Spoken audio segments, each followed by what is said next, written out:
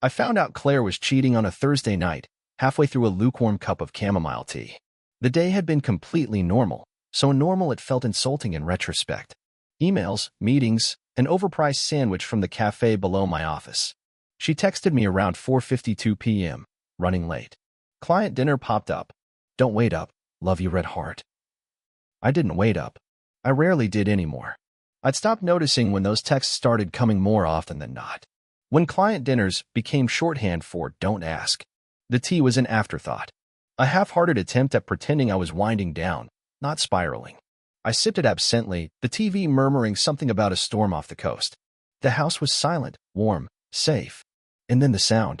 A soft ding. From the entryway drawer. I almost didn't hear it. It was the old iPad.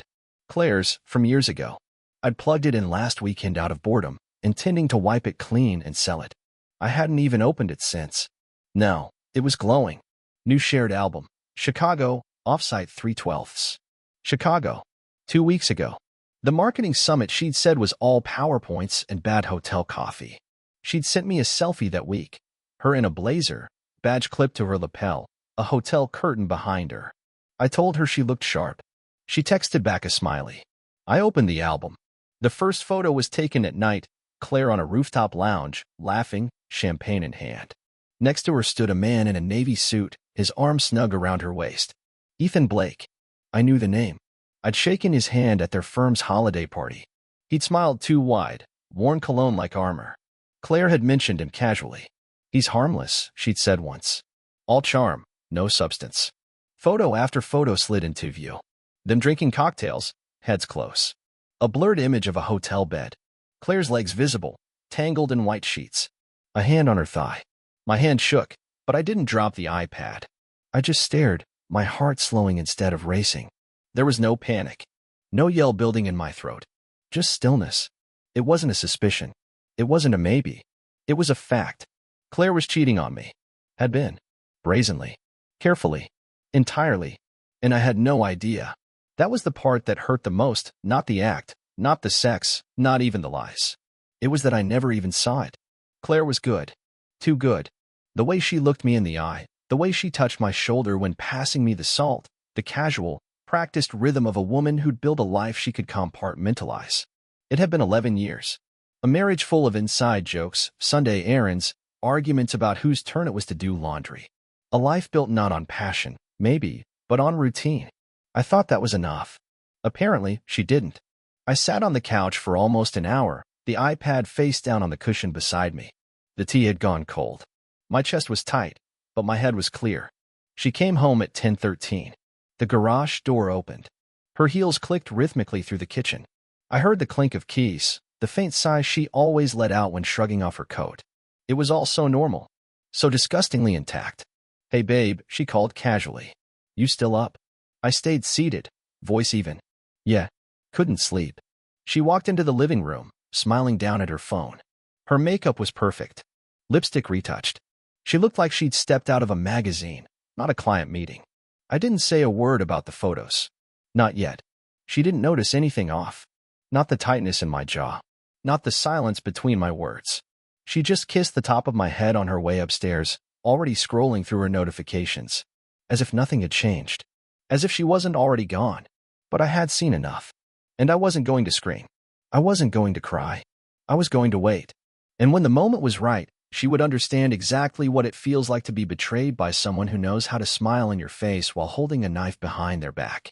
The next morning, the kitchen smelled like toasted bagels and honeyed coffee.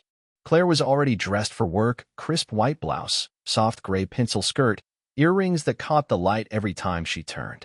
She moved through the house like always, efficient, breezy, humming some pop song under her breath.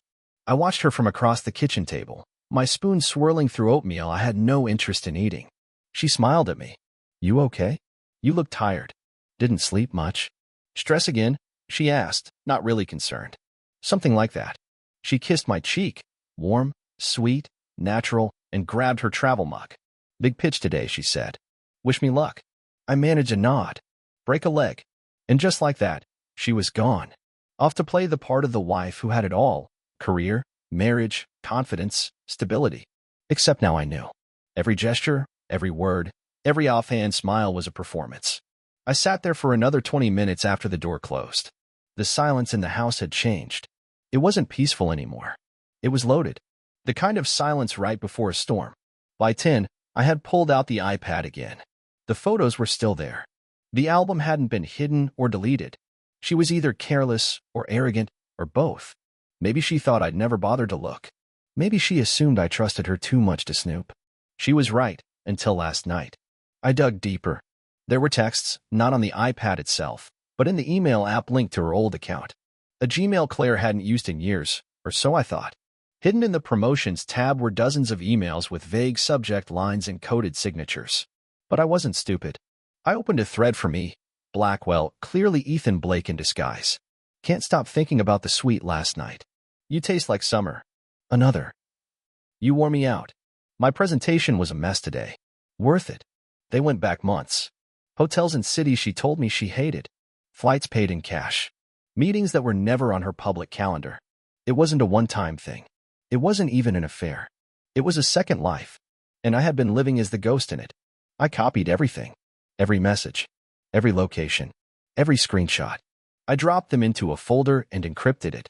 Then backed it up to a drive. Evidence. Cold and clean. I wasn't planning to use it, yet. But having it gave me clarity. Control. I went upstairs and sat at my desk. Opened a new note. Titled it simply.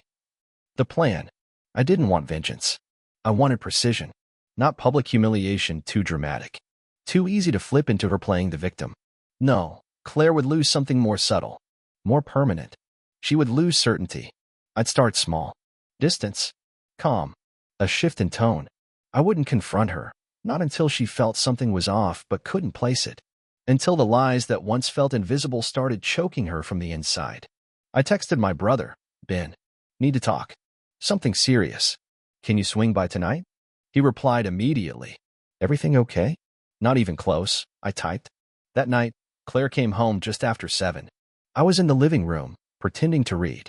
She walked in with a faint smile, dropped her bag by the stairs. Pitch went great, she said. They loved it. We're moving forward on the whole campaign. Glad to hear it. She blinked, just a little. No, congrats? That was a big one. I looked at her, gave a half smile. You're always landing big ones. Doesn't surprise me anymore. She paused. I saw it in her face, brief confusion, the kind you brush off too quickly. I guess that's a compliment, she said. Then she went to the kitchen. I returned to my book, not turning the page. Let the uncertainty begin. Ben arrived just before 9, wearing a hoodie, beat-up sneakers, and that look he always had when he sensed something serious. I let him in without a word. We sat in the study. I shut the door behind us and handed him the iPad. 10 seconds into scrolling, he let out a low whistle. Damn. He flipped through a few more photos, then looked up at me, expression darkening. How long? Over a year, I said. At least. I've got messages. Emails. Hotel receipts. This isn't some messy fling. It's structured. Secret Gmail, fake contact names, the works. Ben leaned back, tapping his fingers against the side of the device. And she doesn't know you know? No. She's acting like nothing's changed. That's the point. I want her to stay comfortable. For now. I nodded slowly. Exactly. Ben looked at me for a long moment. So what do you want to do? First, I said, I want this copied and backed up in 3 places. No cloud. All physical. 2 drives and a hard copy in a safe. He nodded. Second, I continued, I want to see what she's hiding behind her passwords. Can you crack her Gmail? He smirked, then pulled a USB stick from his pocket. Thought you'd never ask. Within an hour, we were inside her private account. The inbox was nearly empty. Claire was smart. But the sent folder, the trash, and the draft archives told a different story. She and Ethan had been coordinating for months. Meeting up at industry events. Using expense reports to cover hotel charges. Masking private dinners as client outreach. Ben leaned forward. Dude, this is corporate policy violation territory. If her firm knew. They will, I said, but not yet. Timing is everything. He exhaled. You're really going to play it slow. She played a long game. I'm just finishing it. There was a moment of silence between us. Ben looked up from the keyboard. You okay? He asked. No. He nodded, like he respected the honesty. You want me to keep digging? No, I said. You've done enough. Now we wait. Ben handed me a flash drive, labeled in marker, clarity. I encrypted everything. You ever need it in a courtroom, a meeting, a therapist's office, whatever, it's here. I took it, sliding it into the drawer beside me. And just like that, I wasn't a victim anymore. I was a man with evidence. With leverage. With a plan. Claire didn't notice anything the next day. Or the one after that. I played my part perfectly. Breakfast, check. Light conversation, check. Good luck at work. Love you, check. But I stopped asking follow-up questions. I stopped checking in midday. I stopped reacting. She noticed that. Subtly, but she noticed. One night she asked if I was working too hard, said I seemed distant lately. I just smiled. Maybe. Just tired. Work's been heavy. She offered a massage. I declined. Said I had emails to catch up on. Truthfully, I just didn't want her hands on me. Not anymore. I started running again early mornings, before sunrise. The chill helped. Made things clearer. I let my lungs burn. I let my thoughts race. Each mile stripped another layer of sadness off my skin and left something sharper underneath. Not anger. Not revenge. Clarity. It was on the 5th day after I found out that I saw it. Not the affair, but her comfort. How easily she lied. How naturally she slid into my life like nothing was wrong. That was what I couldn't forgive. Not the sex. Not even the love she gave to someone else. But the fact that she wore the mask so well, for so long. And I never even saw the cracks. On a Wednesday morning, I told Claire I wanted to host a dinner party. Something small. A casual, thank you for friends and colleagues. We don't do enough of that anymore, I said over scrambled eggs. I think it would be good for us. She looked surprised, pleasantly so. Really? She asked. That's kind of out of nowhere. I know. Just feels like the right time.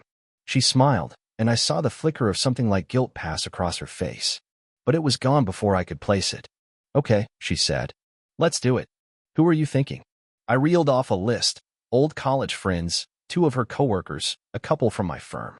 One name I slid in carefully. Ethan Blake, I said casually. He's always so charming at events. You think he'd come? Her face didn't twitch. Not a blink. Sure, she said, sipping her coffee. Why not? I held her gaze. Why not, indeed? For the next few days, the house became a flurry of emails, catering arrangements, playlists.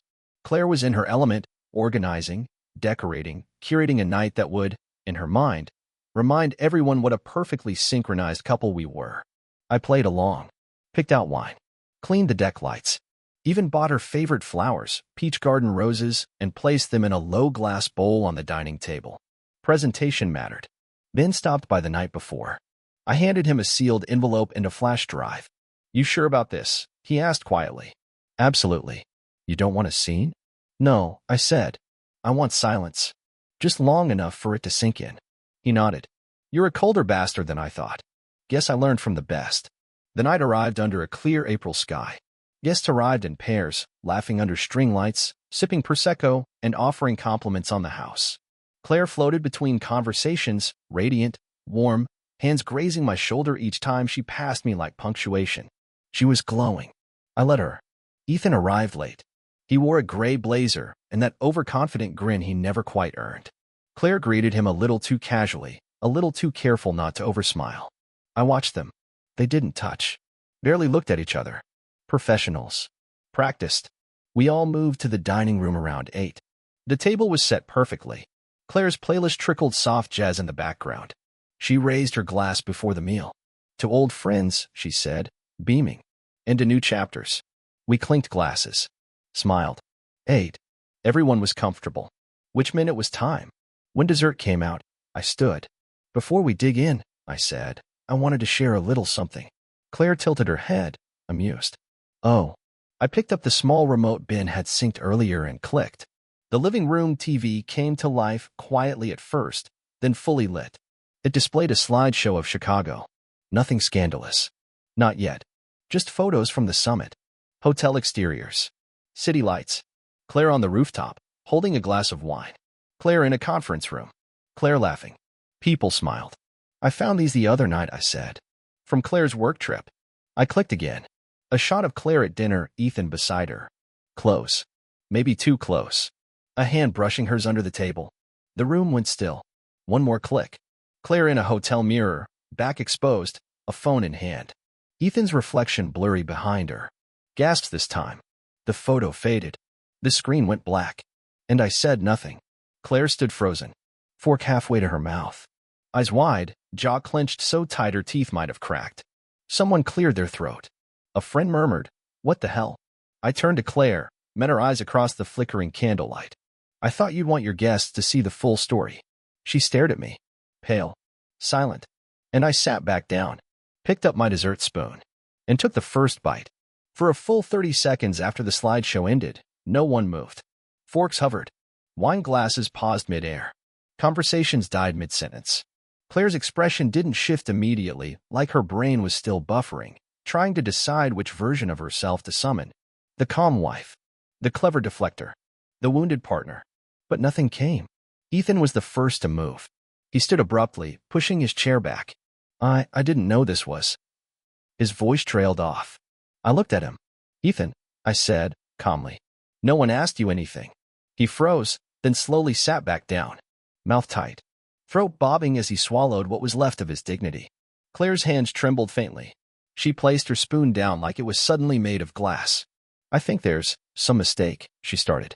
Everyone in the room turned to her. Friends, colleagues, her boss. "No," I said. "There's no mistake.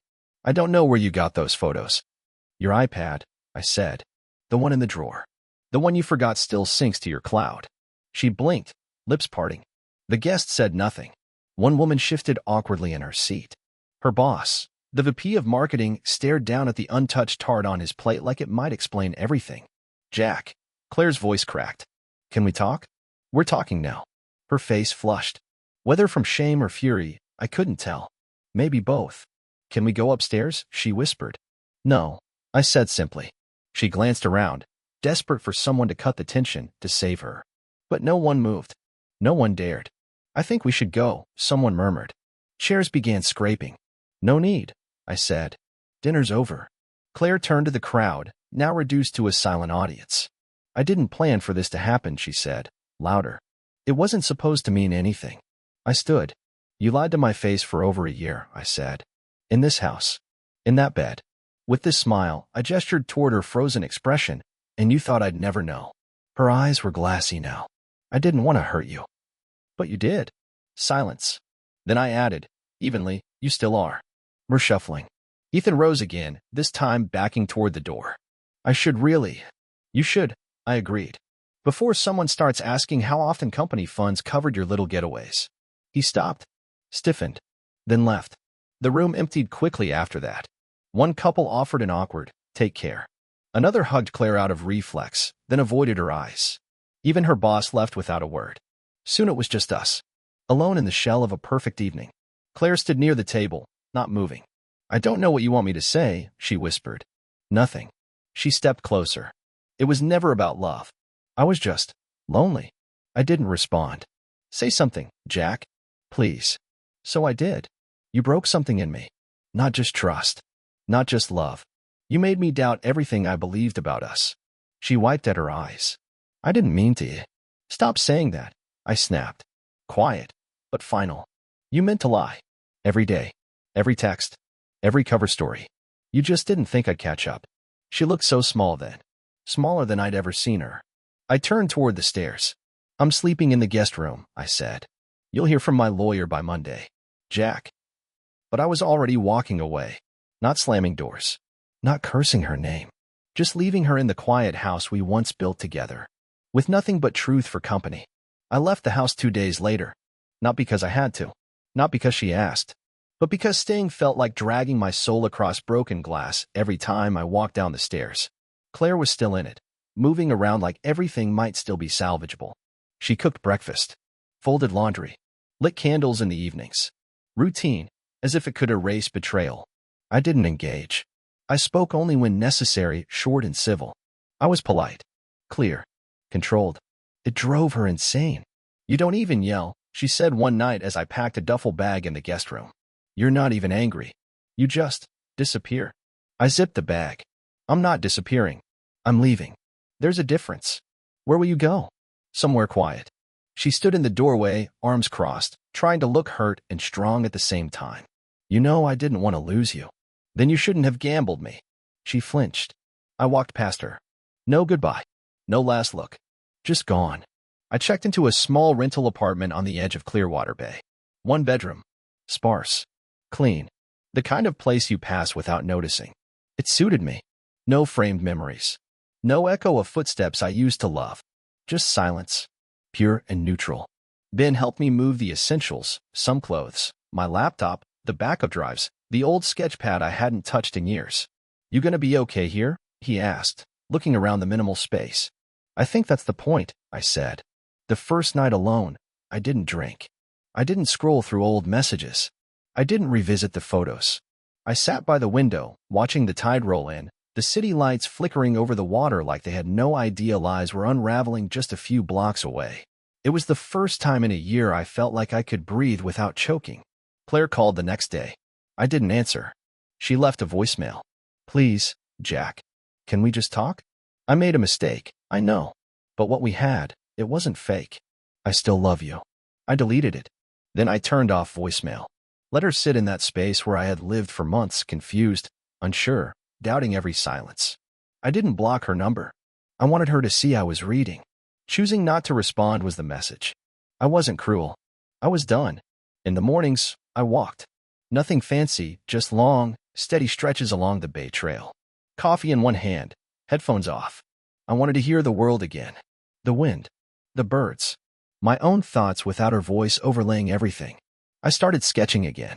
Not buildings, not blueprints. People. Faces. The old man at the pier feeding gulls. A couple laughing over bagels.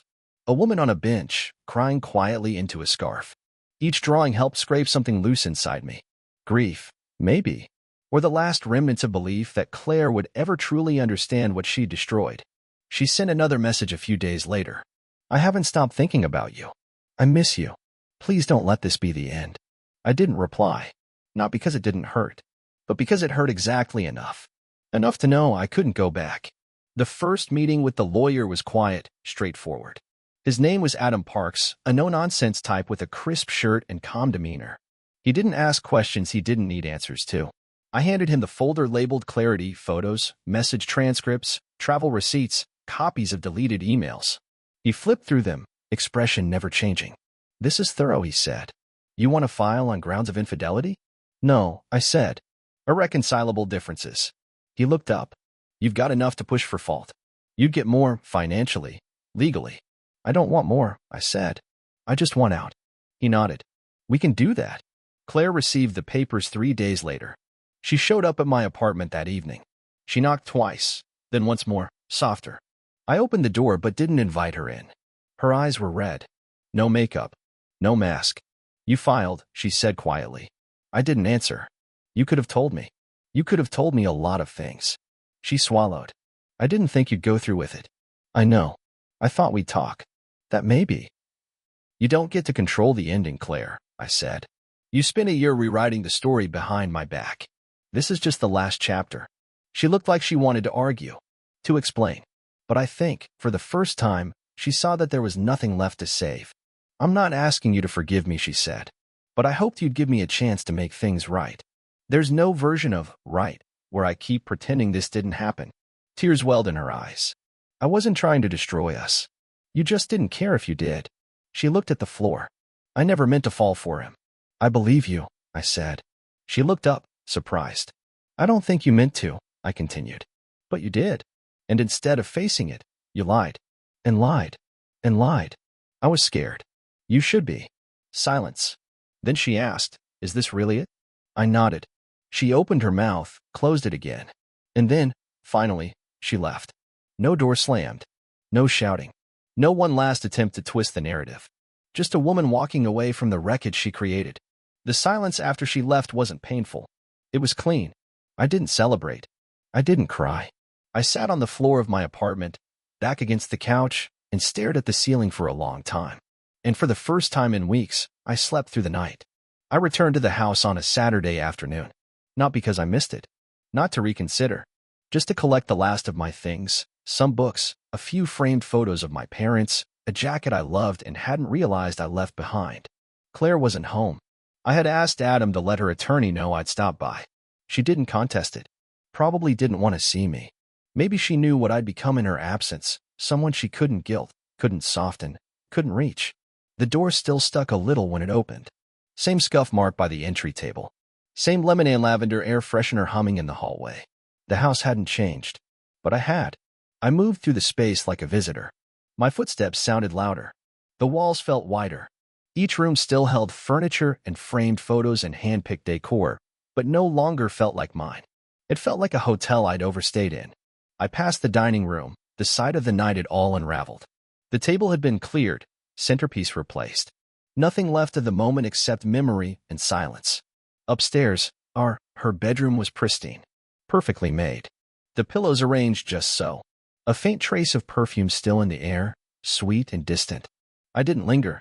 I went in the hall closet, pulled out the jacket I came for, grabbed my worn paperback copy of Dandelion Wine from the bookshelf, a framed photo of me and Ben at a baseball game, a couple of sketchbooks.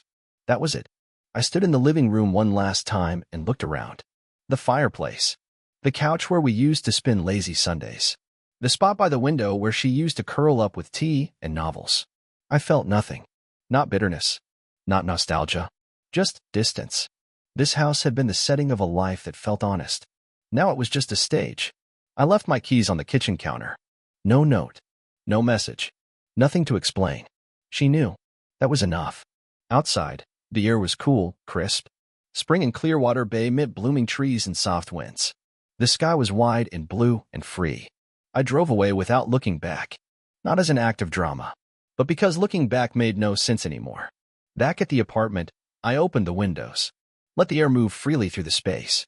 Played a record I hadn't touched in years. No lyrics. Just sound. Movement. It filled the silence without smothering it. Later, I sat down with my sketch pad and drew the front of the house from memory, not as it was, but as it had once felt. Warm. Lit from inside. Curtains swaying. A coat draped over a chair. A home. Then I turned the page and started sketching something else. Not a house. Not a person. Just a horizon. Open. Undefined. Possible. It's strange how peace doesn't arrive like thunder. It comes quietly, on the soles of a morning breeze, in the way a coffee cup warms your hand, in the stillness of a room where no one's lying to you. 2 weeks had passed since I'd last seen Claire. The paperwork was moving forward, slow but steady. My lawyer told me not to expect much pushback. She knows it's over, he said. Probably knew the minute you didn't raise your voice. He was right. She had always been good at navigating emotion. But silence? That was foreign terrain for her. And mine had been absolute. I started going to a nearby bookstore cafe on weekday mornings. A quiet spot with old wooden floors and a window seat that caught the sunrise just right. I never used to have time for places like that. Now I made time. Sometimes I'd bring my sketchbook. Other times, just a novel and a cinnamon scone. One morning, a woman sat across from me by chance. She had a pile of philosophy books and a mismatched pair of earrings. She asked if I'd been there before. I said yes. We talked about nothing for 20 minutes. I didn't mention Claire. She didn't ask. It was perfect. Ben and I started meeting for walks again, like we used to before life got too loud. He never pushed, never tried to fix anything. Just walked beside me and listened. You're different, he said one afternoon. How? You're not numb anymore. You're focused. I had to be. No, you chose to be. That stayed with me. One night, I returned to the beach. The same one I'd walked the day I left the house. I brought a blanket and a thermos of tea. No music. No book. Just me. The stars were out, quiet and arrogant as always. The waves whispered along the shore like they were letting go of something too. I opened my sketchbook, went to the back page, and wrote. I was betrayed. I hurt. I left. I healed. And I lived. Then I closed it. For good. Some stories don't end with fireworks or dramatic reconciliations. Some just fade. Leave behind space. Not emptiness, but room for something new. And I've learned to leave that space open. Because life has a way of filling it when you stop trying to fix the past. When you finally choose yourself. When you quietly, finally begin again.